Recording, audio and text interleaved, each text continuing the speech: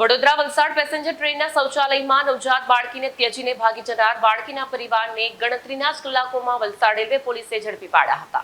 Vadodara Valsad passenger ટ્રેનના શૌચાલયમાં નવજાત બાળકીને ત્યજીને ભાગી જનાર અંગે વલસાડ રેલવે પોલીસે ગુનો નોંધ્યો હતો। ત્યારબાદ તપાસ હાથ ધરવામાં આવી હતી અને ટ્રેનના કોચ નંબર D1માં શૌચાલયમાં નવજાતને ત્યજી દેનાર નરેન્દ્ર બૈજનાથસિંહ, પૂનમસિંહ પુનિતસિંહ સિંઘ, જુનમ બાદલ દત્તાને ઝડપી પાડ્યા હતા। ગઈ તારીખ 8/12/25ના રોજ વલસાડ રેલવે પોલીસ સ્ટેશનમાં સ્ટેશન માસ્ટર દ્વારા માહિતી આપવામાં આવેલ કે વલસાડ પેસેન્જર ટ્રેન છે તેની અંદર એક કોચના બાથરૂમમાંથી નવજાત બાળકી મળી આવેલી છે, જેના આધારે વલસાડ રેલવે પોલીસે સરકાર તરફે ગુનો નોંધી અને આગળની તપાસ હાથ ધરવામાં આવેલી। સમગ્ર તપાસમાં વડોદરા રેલવેની LCBની ટીમ તેમજ વલસાડ રેલવે પોલીસ સ્ટેશનના અધિકારી કર્મચારીઓએ સંયુક્ત રીતે આ તપાસ ચાલુ કરેલી। તપાસ દરમિયાન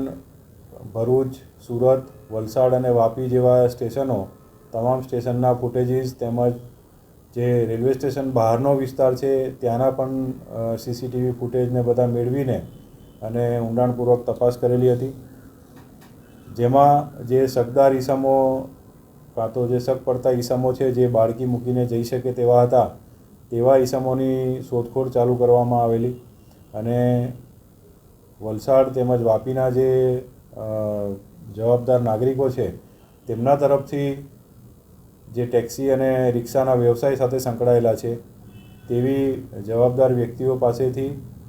પોલીસને સચોટ માહિતી મળેલી અને જેના આધારે પોલીસે આ કામના જે આરોપીઓ છે નવજાત બાળકીને ત્યજી દઈને જે જતા રહેલા હતા તેમને શોધી કાઢી તેમને